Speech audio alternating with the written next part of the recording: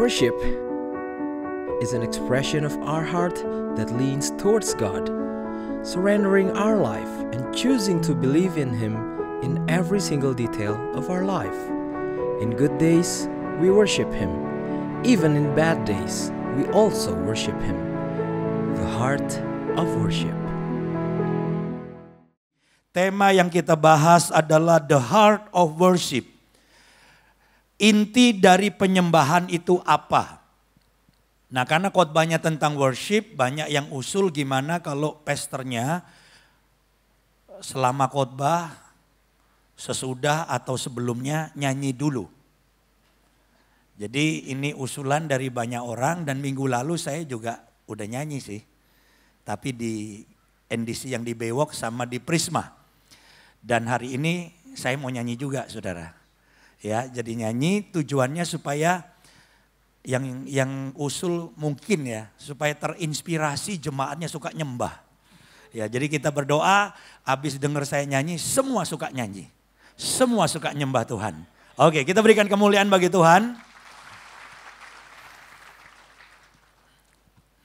Untuk pengkhotbah itu lebih stres disuruh nyanyi dibanding disuruh khotbah, saudara. Oke.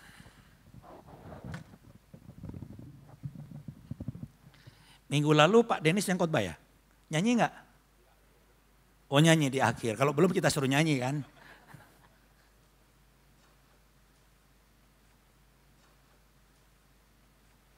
Ini salah satu tanda orang stres.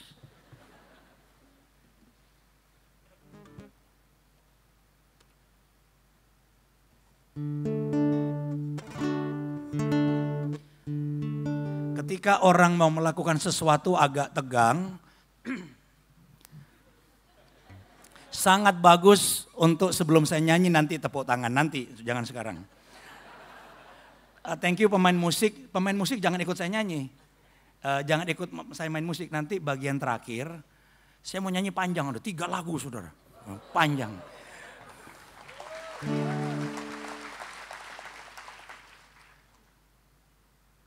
Lagu depannya saya lupa malah nih. Oke ya. Nanti terakhir baru bantu saya nyanyi, waktu jemaat ikut nyanyi bareng saya, oke? Dan jangan kenceng-kenceng, nanti suara saya tenggelam ya. Oke. Volume juga cukup ya.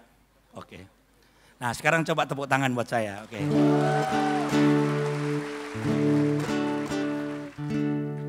As we gather, may your spirit work within us. As we gather, may we glorify your name.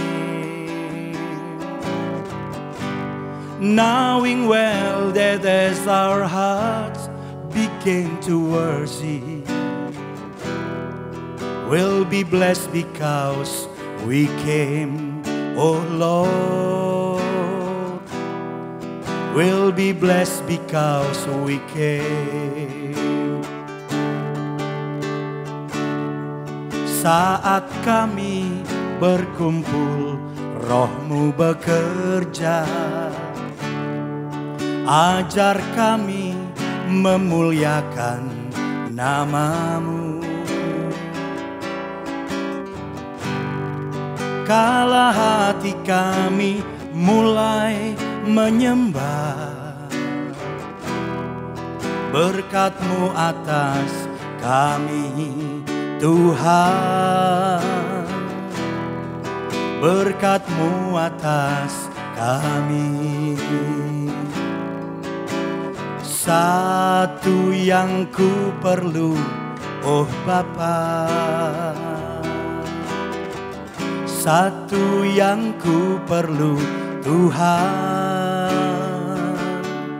duduk di kaki-Mu, mengasihi-Mu. Ini yang ku perlu Tuhan. Satu yang ku perlu, oh Bapa, satu yang ku perlu Tuhan, duduk di kakimu, mengasihimu.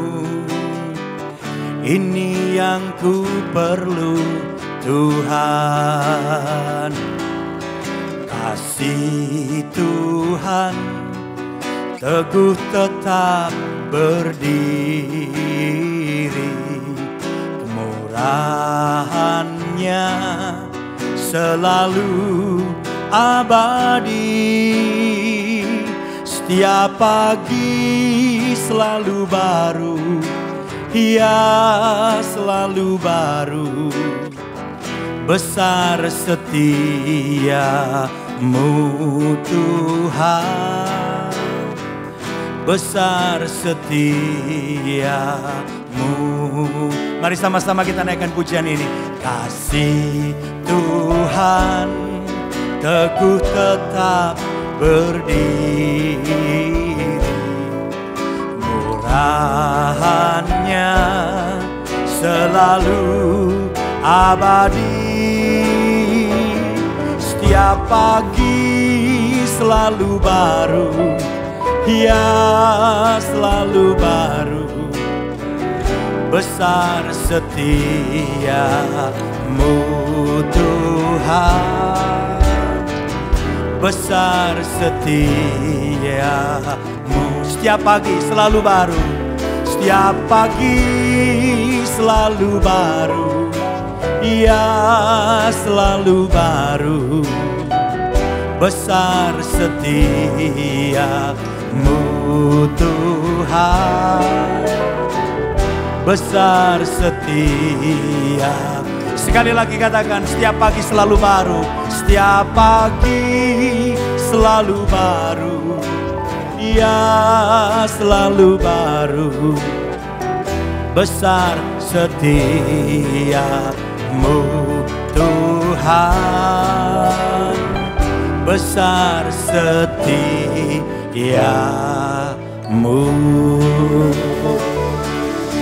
Kita berikan kemuliaan bagi Tuhan.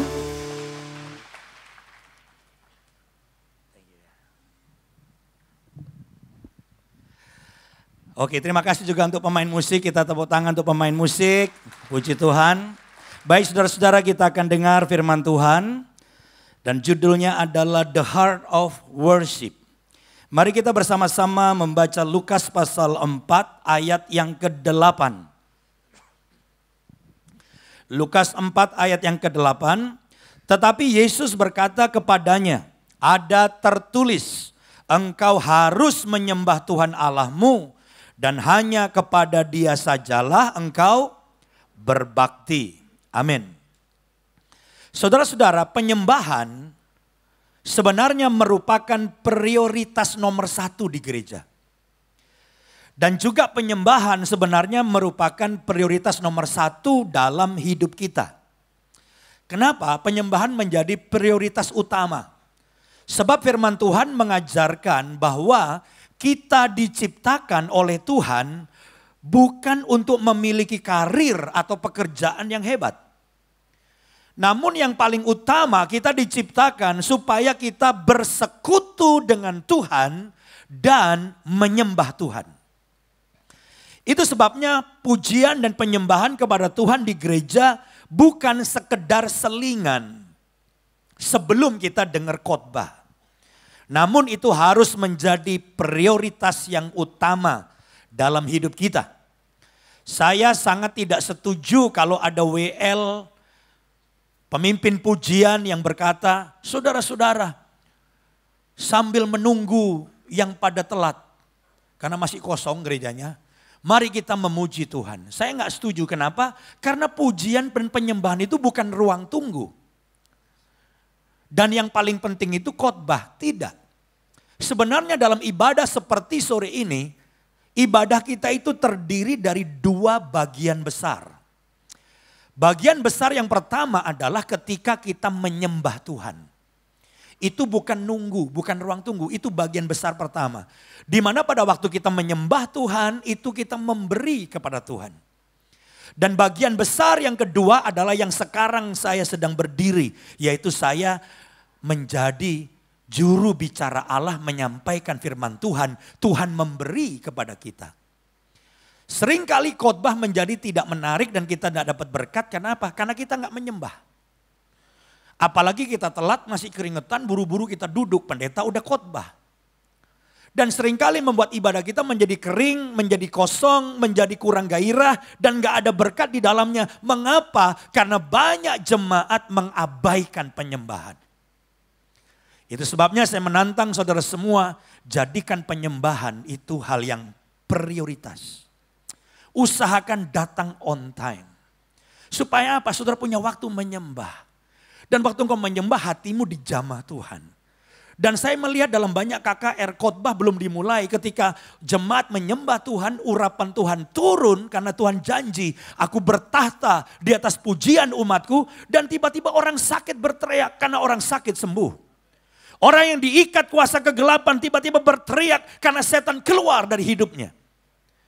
Dan orang-orang yang datang dengan beban berat pulang dengan lawatan Tuhan yang luar biasa, padahal khotbah belum disampaikan dan baru mulai penyembahan. Mengapa? Karena di dalam penyembahan ada kuasa yang luar biasa. Kalau kita suka nyembah, hidup kita jadi beda. Karena kita ngalami lawatan Tuhan setiap hari. Nah, hari ini saudaraku, judul atau tema kita The Heart of Worship itu apa maksudnya? The heart of worship, jiwa hati menyembah itu maksudnya inti dari penyembahan itu apa? Saya menyampaikan 3 hal yang penting. Menyembah Tuhan itu intinya apa? Ada 3 hal yang penting. Saya mulai dengan yang pertama. Yang pertama, penyembahan itu adalah ekspresi kasih saya kepada Allah. Penyembahan itu expression of love. Ekspresi kita kepada Tuhan bahwa kita mengasihi Tuhan. Bahwa Tuhan itu istimewa bagi kita dan kita punya hubungan pribadi dengan Tuhan. Di dalam Yohanes pasal 4 ayat 23. Saya akan bacakan, dikatakan begini. Tetapi saatnya akan datang dan sudah tiba sekarang bahwa penyembah-penyembah benar akan menyembah Bapa dalam roh dan kebenaran. Sebab Bapa menghendaki penyembah-penyembah demikian. Saya percaya ketika Yesus bicara tentang penyembahan, Yesus tidak sedang berbicara tentang lagu, bukan. Yesus tidak sedang berbicara tentang musik atau bermain musik. Tetapi ketika Yesus bicara tentang penyembahan, Yesus sedang berbicara tentang sesuatu yang luas. Karena penyembahan itu punya arti khusus tapi arti luas juga punya. Arti luas adalah seluruh hidup kita, gerak kita, gaya kita, perbuatan kita sebenarnya harus menjadi penyembahan kepada Tuhan. Kalau kita adalah seorang suami dan suami yang bekerja rajin untuk menghidupi keluarganya, menghidupi istri dan anak-anaknya, maka suami itu sedang menyembah Tuhan. Kalau saudara adalah ibu rumah tangga, seorang istri, dan saudara istri yang baik melayani suami dengan baik, membesarkan anak saudara, mendidik anak saudara dengan baik, maka saya mau katakan Anda adalah istri yang menyembah Tuhan. Kalau saudara berbisnis dengan jujur dan lewat bisnismu engkau sukses dan memuliakan Tuhan, maka bisnismu adalah penyembahanmu kepada Tuhan. Kalau saudara bekerja di kantor dan saudara bekerja dengan segenap hati dan saudara berkarir dengan cemerlang dan engkau memuliakan Tuhan lewat pekerjaan, maka saya katakan engkau sedang menyembah Tuhan lewat pekerjaanmu. Itu arti luas. Tetapi arti yang khusus adalah yang kita lakukan di gereja. Seperti hari ini kita menyanyi, kita memuji, itu adalah penyembahan dalam arti yang khusus. Dan itu harus ada sesuatu yang menggetarkan hati kita. Kata menyembah dalam ayat tadi digunakan kata proskuneo. Proskuneo itu artinya to kiss atau mencium. Jadi kalau dikatakan kita menyembah Tuhan, itu sama dengan kita mencium ke arah Tuhan. Dan saya percaya saudara setuju dengan saya kalau saya katakan bahwa kalau soal cium, itu pasti ada hubungan dengan rasa, dengan hati. Saya belum pernah lihat, nggak tahu dengan saudara. Pernah nggak lihat orang baru ketemu di lift, lirik-lirikan, nggak kenal terus tiba-tiba cium-ciuman. Kalau ada orang yang nggak pernah kenal cuma ketemu di lift lalu cium-ciuman, saya pikir ini terlalu agresif. Atau di bawah pengaruh narkoba, saudara. Kalau orang normal, ciuman itu pasti ada hubungannya dengan hati. Ada hubungan spesial, hubungan dekat. Baru orang bisa ciuman. Menyembah yang berarti mencium kepada Allah artinya kita mengasihi Tuhan. Nggak cukup baca LED, lalu nyanyi karena hafal, nggak bisa. Menyembah itu dari hati. Hati yang mengasihi. Dan itu sebabnya saya katakan sangat prioritas menyembah. Karena kalau kita mengasihi Tuhan itu adalah hukum yang pertama. Hukum yang pertama adalah mengasihi Tuhan. Coba kita lihat Matius 22 ayat 37 dan 38. Jawab Yesus kepadanya, kasihilah Tuhan Allahmu dengan segenap hatimu dan dengan segenap jiwamu dan dengan segenap akal budimu. Itulah hukum yang terutama dan yang pertama. Jadi kalau saudara nyembah dengan mencurahkan hatimu, aku mengasihi Engkau Tuhan. Engkau segalanya, aku selamat karena anugerah-Mu. Oh Tuhan, Kau luar biasa, Kau mencintai Kau. Itu dahsyat saudaraku. Dan itu gak bisa lahir dan keluar dari orang yang hatinya kosong. Orang yang kosong, kesepian, hatinya hampa, dia gak bisa nyembah Tuhan. Seorang yang bernama Graham Kendick, dia bilang begini. Penyembahan adalah luapan hati yang sudah diisi oleh Allah. Sehingga kita mengekspresikannya dengan menyembah Dia. Jadi kalau orang gak penuh hatinya, gak dipenuhi dengan hadirat Tuhan, gak dipenuhi dengan kasih Tuhan, dia gak bisa meluap keluar. Makanya orang yang kosong hatinya, yang hampa, dia gak bisa nyembah Tuhan. Itu sebabnya saya mendorong saudara semua, penuhi hatimu dengan hadirat Tuhan dan kasih Tuhan. Kita akan jadi penyembah yang benar. Karena menyembah artinya ekspresi kasih kita kepada Tuhan. Yang setuju katakan amin. Kita berikan kemuliaan bagi Tuhan. Haleluya. Yang kedua, apa sih maksudnya penyembahan? Yang kedua, penyembahan adalah sikap penghormatan saya kepada Allah. Attitude of reverence. Nyembah itu artinya menghormati. Tapi lucunya ada orang nyembah sambil tidur. Ada orang nyembah sambil guyon. Ada orang penyembahan sambil balas WA. Saya nggak bisa ngerti gimana bisa nyembah. Karena nyembah itu ekspresi atau sikap orang itu menghormati. Di dalam Wahyu pasal 4, coba kita lihat. Ini sesuatu yang terjadi di sorga. Tapi Tuhan ingin juga terjadi di tengah kita. Wahyu 4 ayat 10 dan 11. Maka tersungkurlah ke-24 tua-tua itu di hadapan Dia yang duduk di atas tahta itu. Dan mereka menyembah Dia yang hidup sampai selama-lamanya. Dan mereka melemparkan mahkotanya di hadapan tahta itu sambil berkata. Sebelum lanjut saya mau ceritakan bahwa ini satu peristiwa, kejadian, situasi, suasana di sorga. Ada tahta Allah dan Allah bertahta di situ. Dan ada 24 tua-tua. Jabatannya dan kerjaannya secara detail saya nggak tahu. Tapi yang pasti karena begitu dekat dengan tahta pasti mereka punya jabatan penting. Kalau orang bisa dekat sama presiden pasti orang penting. Orang dekat dengan Allah, wow. Udah gitu punya mahkota, pasti ini mahkota kemuliaan. Jadi ini orang penting, orang hebat punya kemuliaan. Tapi ketemu dengan hadirat Allah mereka tersungkur. Dan sebelum mereka tersungkur dikatakan oleh Alkitab mereka melemparkan mahkotanya. Mereka membuang mahkotanya. Mahkota itu bicara tentang kemuliaan, kehormatan, sesuatu yang dibangga-banggakan. Tapi semuanya dilemparkan dan mereka sujud. Dan berkata, dan yang belum kita baca, kita lanjut ayat 11. Sambil berkata, ya Tuhan dan Allah kami, Engkau layak menerima puji-pujian dan hormat dan kuasa. Sebab Engkau telah menciptakan segala sesuatu. Dan oleh karena kehendak-Mu semuanya itu ada dan diciptakan. Enggak tahan mereka tersungkur dan mereka bilang Engkau yang layak. Menerima puji-pujian, menerima hormat dan kuasa. Jadi kalau orang sudah melemparkan mahkotanya, lalu tersungkur dan bilang hanya engkau yang layak terima semuanya. Itu artinya mereka bilang, aku gak ada apa-apanya dibandingkan engkau. Saya tahu di tempat ini banyak orang hebat. Saya secara pribadi gak pernah salaman satu-satu. Karena juga gak memungkinkan. Bayangin kalau salaman satu-satu, ibadah yang berikutnya juga gimana.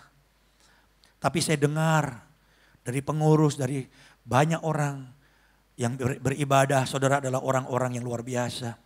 Ada konglomerat yang perusahaannya banyak, pegawainya puluhan ribu, ada jenderal, ada pejabat. Tetapi yang saya mau himbau dari tempat ini, ketika kita ketemu dengan hadirat Tuhan, maukah kita menanggalkan semua mahkota kita? Semua kemuliaan kita, kebanggaan kita. Kebanggaan kita itu apa?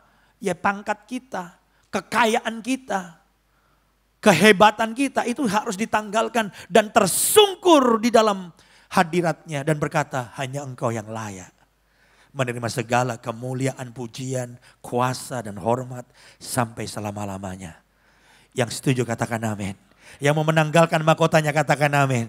Kita menghormati Tuhan Raja dan segala raja. Kita sembah Dia dan kita berikan kemuliaan bagi Tuhan. Haleluya. Dan memang ternyata kata proskuneo juga memiliki pengertian berlutut dan menyentuh tanah dengan dahi sebagai ekspresi penghormatan yang mendalam. Jadi proskuneo itu yang pertama ekspresi cinta kita karena to kiss mencium. Tapi ternyata proskuneo itu punya arti berlutut sampai nyentuh tanah, jidat nyentuh tanah. Itu kayak orang tiarap saudaraku.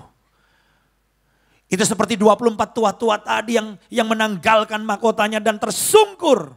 Jidat nempel lantai. Dan berkata hanya engkau yang layak. Itu penyembahan yang dahsyat. Saya ingin Tuhan dipermuliakan seperti di tempat ini. Dan tidak ada seorang pun yang mencuri kemuliaan Tuhan. Karena hanya Dia yang layak terima pujian, kemuliaan, hormat dan kuasa sampai selama-lamanya. Di gereja ini hanya satu pribadi yang layak disembah. Jangan mengagungkan seorang pun, siapapun orang itu. Sebab hanya Yesus yang layak disembah. Dia Raja dan Tuhan kita. Yang setuju kita berikan kemuliaan bagi Tuhan. Haleluya. Yang ketiga, apa inti dari penyembahan? Yang ketiga, penyembahan itu adalah komitmen untuk taat kepada Allah. Commitment of obedience. Itu sebabnya saya katakan tadi bahwa penyembahan tidak boleh dibatasi hanya dalam ruang gereja. Tetapi juga tembus dinding gereja ini mencapai kantor kita, tempat kerja kita, tempat bisnis kita. Sehingga kita nggak jadi orang yang hidup di dua alam. Kalau giliran di gereja, waduh begitu sucinya, begitu kudusnya. Tapi begitu keluar dari gereja, kita jadi pribadi yang lain. Kenapa? Karena penyembahan itu menembus semua lini hidup kita. Kita harus punya komitmen, aku akan mentaati Tuhan. Karena ketaatan itulah penyembahan kita. Saya sering kali lihat kalau orang di gereja itu begitu baik. Bohong aja gak berani. Diancam sama temennya. Sering di depan situ. Lu hati-hati lu ngomong di gereja, jangan bohong lu. Ini di gereja, lu jangan bohong. Itu pasti koma. Kalau saya lanjutkan, kalau di luar gereja, boleh bohong. Nah itu akhirnya kita menjadi dua pribadi. Padahal yang namanya penyembahan itu artinya taat. Taat itu artinya apa? Seluruh aspek hidup kita mentaati Tuhan. Di dalam 1 Samuel 15 ayat 22 perhatikan. Bahwa yang sangat utama itu adalah ketaatan. Ketaatan itu penyembahan yang tertinggi sebenarnya. Tetapi jawab Samuel, apakah Tuhan itu berkenan kepada korban bakaran dan korban sembelihan sama seperti kepada mendengarkan suara Tuhan? Wow, ini mengagetkan. Karena banyak orang berpikir yang penting ngasih korban, kasih persembahan. Dalam perjanjian lama persembahannya dalam bentuk kasih korban bakaran, sembelih binatang, dikorbankan. Tentunya biayanya juga tidak murah membeli binatang untuk dikorbankan, domba. Tidak boleh cacat lagi. Tetapi Samuel bilang, apakah Tuhan itu berkenan kepada korban bakaran dan korban sembelihan sama seperti kepada apa saudara? Mendengarkan suara Tuhan. Mendengarkan perintah Tuhan. Mendengarkan larangan Tuhan. Sesungguhnya mendengarkan lebih baik daripada korban sembelihan. Memperhatikan lebih baik daripada lemak domba-domba jantan. Tadi pagi selesai khotbah ada yang tanya sama saya, Pak, bukankah kasih persembahan, kolekte, perpuluhan itu termasuk penyembahan? Udah deket-deket persembahan, penyembahan. Saya jawab betul. Bentuk penyembahan saya katakan kan seluruh hidup kita. Termasuk saudara kasih uang itu penyembahan saudara. Malah ada khotbah generous itu bagian dari penyembahan. Tapi kalau diukur penyembahan mana yang lebih tinggi? Yang lebih tinggi adalah mentaati Tuhan. Mendengarkan suara Tuhan lebih berbobot, lebih tinggi nilainya dibandingkan saudara kasih persembahan. Ini penting karena ada banyak orang berpikir kalau aku kasih persembahan banyak di gereja. Kalau aku dosa-dosa dikit Tuhan tutup mata. Itu salah. Itu konsep orang sering nyogok. Tapi Tuhan gak bisa disogok. Artinya Tuhan lebih suka saudara taat. Sebab kalau saudara taat pasti ngasih juga. Tapi kalau saudara ngasih persembahan belum tentu ada taat yang lain. Jadi betapa pentingnya untuk kita memahami bahwa penyembahan sebenarnya adalah komitmen untuk kita mentaati Tuhan. Yang setuju katakan amin. Jadi kalau kita mau ulangi lagi 3 hal, apakah saudara bisa pulang dengan hafal 3 poin yang penting? Apa the heart of worship? Apa hati penyembahan? Inti penyembahan itu apa? 1, penyembahan itu adalah ekspresi kasih kita. Jadi jangan nyanyi tanpa hati mengasihi Tuhan. Yang kedua, penyembahan itu adalah sikap menghormati Tuhan. Jadi jangan datang ke gereja waktu penyembahan saudara sibuk dengan yang lain atau cari jodoh. Mana yang cakep, mana yang cakep nih. Boleh gak cari jodoh di gereja? Boleh. Tapi bukan waktu penyembahan. Kalau kita waktu antri pulang. Berdoalah supaya matamu tertuju kepada tulang rusukmu. Iya. Sebab kalau saudara buru-buru, apalagi tidak pada tempatnya dan waktu yang tepat, saudara bisa jadi gak dapat tulang rusuk. Saudara bisa dapat tulang babi, saudara. Kita mau dapat tulang rusuk kalau kita cari pasangan tepat pada waktunya. Yang setuju katakan amin. Berikan kemuliaan bagi Tuhan. Haleluya. Jadi penyembahan ekspresi kasih, penyembahan adalah sikap menghormati, dan ketiga penyembahan adalah komitmen untuk mentaati Tuhan. Nah sekarang saya masuk bagian yang kedua yang terakhir. Saya mau bicara hal yang praktis. Kenapa? Karena banyak orang Kristen baru di sini. Yang lama-lama mungkin sudah tahu, tapi yang baru belum memahami bagaimana kita mengekspresikan penyembahan kita. Nah saya mau membagi dalam 3 bagian. Ekspresi itu bisa lewat suara, lewat tangan, lewat tubuh. Kita mulai dengan yang pertama. Kita bisa menyembah Tuhan dengan suara kita. Ini yang pertama. Siapa di sini yang punya suara? Sambil bilang haleluya, bilang angkat tangan. Siapa yang punya suara? Haleluya. Punya suara kan? Nah suara ini kita bawa di gereja, jangan dianggurin. Dengan suara kita bisa menyembah Tuhan. Caranya dengan bernyanyi. Suara kita dipakai untuk bernyanyi. Mazmur 100 ayat 4. Firman Tuhan bilang begini, masuklah melalui pintu gerbangnya dengan apa? Nyanyian syukur. Masuk pintu gerbangnya dengan nyanyian syukur. Ke dalam pelatarannya dengan puji-pujian. Bersyukurlah kepadanya dan pujilah namanya. Jadi kalau sudah datang ke gereja, jangan diam. Tapi pakai suaramu untuk nyanyi. Nyanyi, nyanyi, nyanyi. Jangan hemat. Nanti suara saya habis. Jangan. Saudara nyanyi pengucapan syukur kepada Tuhan dengan suara kita. Terus dengan suara kita bisa apa lagi? Kita bisa mempergunakan suara kita untuk bersorak-sorai. Shouting. Mazmur 100 ayat 2. Beribadahlah kepada Tuhan dengan sukacita, datanglah ke hadapannya dengan apa? Sorak-sorai. Sorak-sorai itu punya fungsi yang berbeda. Sorak-sorai itu tahu gak saudaraku? Ingat gak kisah ketika orang Israel meruntuhkan tembok Yeriko? Itu dengan apa saudara? Sorak-sorai. Bukan ditendangin. Bukan dibom. Tapi orang Israel suruh keliling. Dan kemudian mereka bersorak. Dan waktu orang Israel bersorak, runtuh tembok Yeriko. Saudara tahu gak?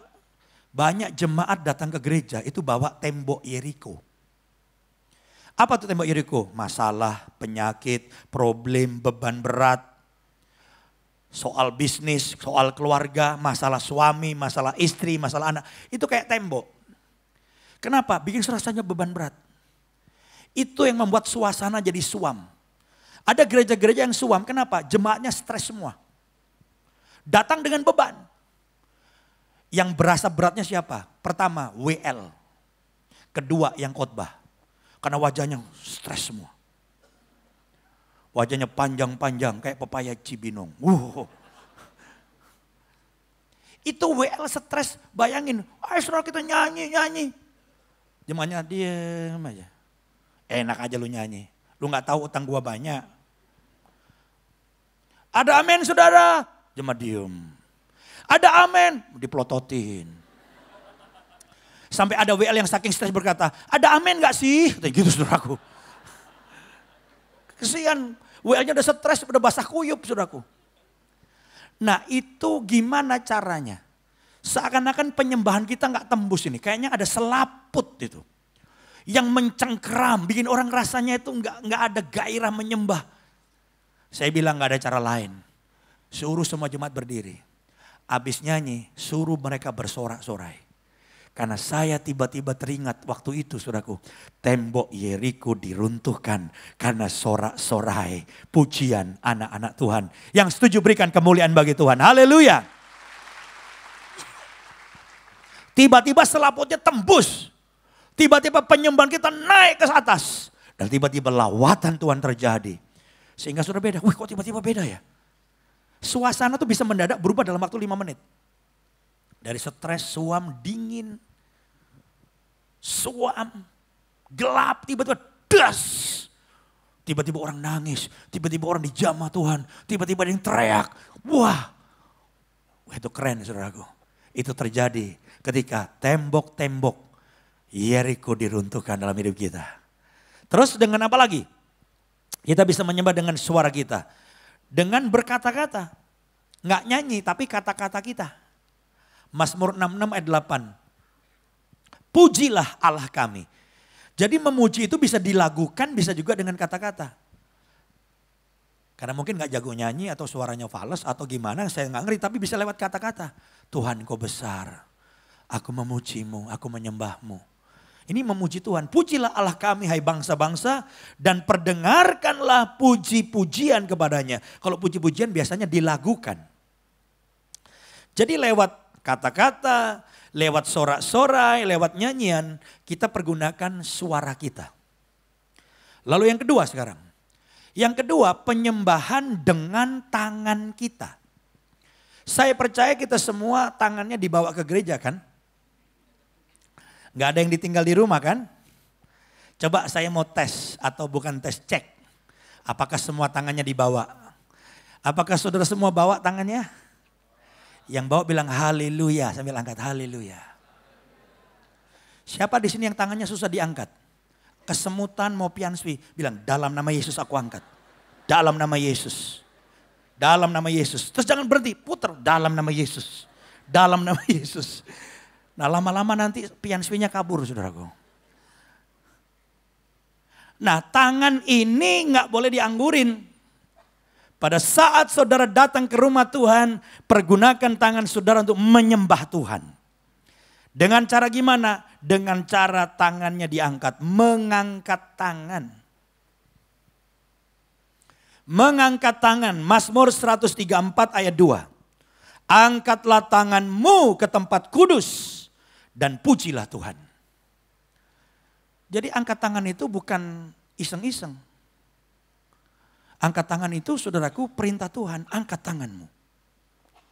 Jadi kalau WL bilang mari kita angkat tangan, kita angkat tangan. Kalau WL nggak suruh angkat tangan, boleh nggak angkat tangan? Boleh, boleh. Jangan takut, nggak mungkin begitu angkat tangan. Kenapa lu angkat tangan? Siapa yang suruh? Kalau yang bilang gitu, baca Mazmur 100 berapa tadi? 34 ayat 2. Yang suruh Tuhan gitu. Ya angkat tangan. Jadi orang bebas mengekspresikan angkat tangan, mengekspresikan penyembahan. Dan saya percaya waktu kita angkat tangan, kuasa Tuhan akan turun. Kalau kita angkat tangan, Tuhan turun tangan. Karena itu kalau ke gereja, pakailah baju yang bisa bikin angkat tangan. Kalau saudara pakai baju yang agak terlalu banyak terbuka, akan susah. You can see atau apa gitu. I can see you. Dan juga mesti wangi. Sudah itu area pribadi lah ya. Tapi kita harus membuat kita bisa mudah untuk angkat tangan tanpa rasa risih gitu loh. Ya. Angkat tangan. Terus selanjutnya dengan tangan bisa apa? Bertepuk tangan. Mazmur 47 ayat 1. Untuk pemimpin biduan dari Bani Korah, Mazmur. Hai segala bangsa, bertepuk tanganlah. Eluk-elukanlah Allah dengan sorak-sorai. Ini penting saya sampaikan, ada banyak orang bilang soalnya. Apalagi Kristen baru, apa yang tepuk-tepuk tangan? Apalagi yang udah makin kaya, berduit, makin berpendidikan. Gak intelek, gak intelek. Ini yang suruh Tuhan. Bahkan ada yang malu angkat tangan tuh gak pendidikan. Kayak main burung dara. Burungnya datang bikin malu katanya. Sehingga banyak orang sekarang gak mau tepuk tangan. Padahal Alkitab bilang bertepuk tanganlah hai segala bangsa. Jadi saya ingin sampaikan bertepuk tangan itu ada perintah Tuhan. Dan saudara yang penting tepuk tangan itu jangan mengganggu. Tepuk tanganlah sesuai irama. Jangan berbeda dengan yang WL pemain musik, drum itu mengganggu. Ada juga tepuk tangannya mengganggu tetangganya. Ada yang jemaat lucu bilang sama saya, Pak saya sebel sama sebelah saya Pak. Tanya. Kenapa? Itu kalau angkat tangan heran gak bisa lurus. Miring aja ke saya. Miring aja ke saya. Nutupin mat muka saya katanya. Jadi ada orang yang memang tanpa sadar mengganggu. Entah angkat tangan atau tepuk tangan. Jadi pertama tepuk tangan itu harus sesuai irama. Jangan terlalu ke sebelah. Dan mengganggu. Tepuk tanganlah di tempat saudara. Kalau gaya tepuk tangannya gimana? Bebas. Mau gaya kupu, gaya apa bukan itu saudara. Tapi tepuk tangan itu memang ada gaya. Orang beda-beda ada yang. Kenapa? Dia pelatih senam mungkin. Ada orang yang tepuk tangan itu ada hubungan dengan hidup lamanya. Dia lama kerja di kasino. Tepuk tangannya.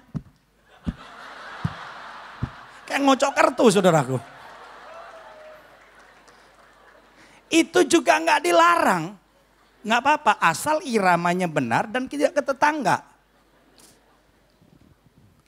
Ada juga orang tepuk tangannya lucu saudaraku. Bolak-balik. Ternyata dia suka bikin bakpao saudaraku. Boleh nggak? Semua gaya boleh asal tidak mengganggu ketukan. Dan tidak mengganggu tetangganya. Saudara di area saudara lah. Ya. Dan saudara tepuk tangan lah, nggak usah malu. Itu perintah Tuhan. Yang setuju berikan kemuliaan bagi Tuhan.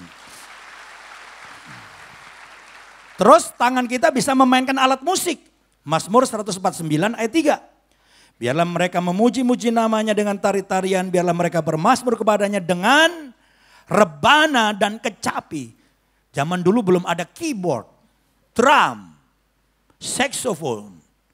Jadi rebana dan kecapi. Ini alat-alat musik yang bisa pakai tangan bunyi. Ini kebanyakan dipakai di dangdut nih. Saya memang kurang suka dangdut sih. Tapi saya nggak bisa bilang dilarang pakai rebana. Dilarang pakai kecapi. Alkitab membolehkan, masa saya melarang. Satu kali saya pernah satu acara di mana ini acara oikumene.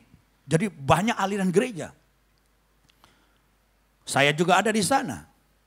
Satu pendeta berbicara dengan keras.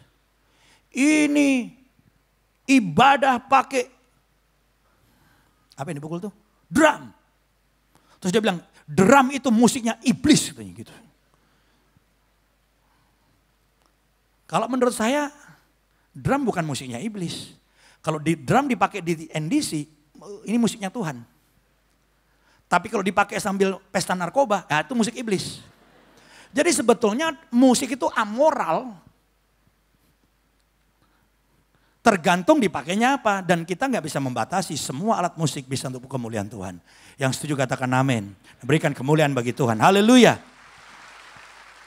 Yang terakhir, dengan suara udah, dengan tangan udah, sekarang dengan tubuh kita. Dengan tubuh kita bisa menyembah Tuhan dengan cara berdiri. Memang nggak tertulis dengan letterleh di sini.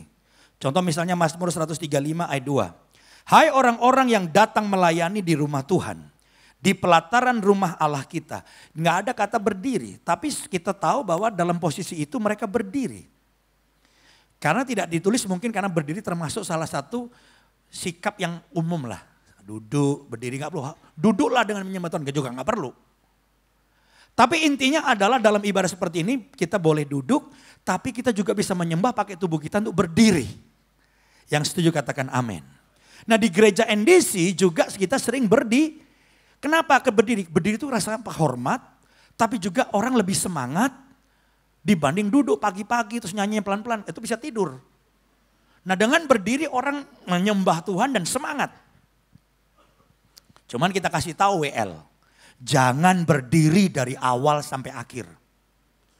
Kasihan karena jemaat kita memang 70% itu muda. Di bawah 40 tahun. Tapi juga ada orang yang sudah lanjut, 60, 70. Kalau berdiri dari awal sampai akhir, kelayangan terus jatuh gimana?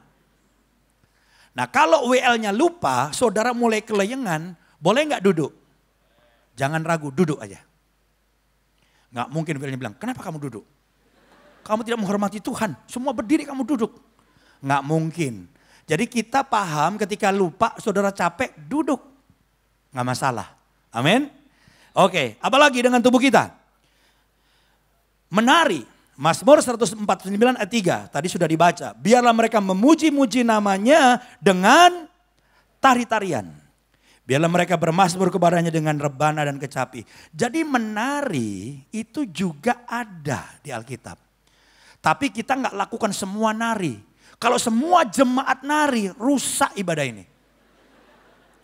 Jadi kalau saudara nari di ibadah-ibadah yang lebih informal, doa malam, semalam suntuk, itu boleh. Tapi menari juga bisa dilakukan oleh choir. Choir itu gerakan menari. Dan saya pesan kalau choir nari dan sebagainya, bajunya yang longgar, jangan ketat. Sebab baju kalau ketat terus mengganggu konsentrasi orang lain. Jadi orang mau memandang Tuhan akhirnya memandang yang lain. Jadi itu juga saudara jadi nggak benar. Jadi itu harus diwaspadai. Juga saya lihat beberapa gereja pasangan-pasangan. Pria, laki perempuan, muter-muter. Terus yang wanita dilempar. Terus jatuhnya di pundak yang pria. Itu nggak benar juga itu. Nggak boleh seperti itu. Pokoknya intinya menari boleh tapi tidak boleh melanggar kesopanan. Setuju nih ya, ini prinsip, saya harus tegaskan.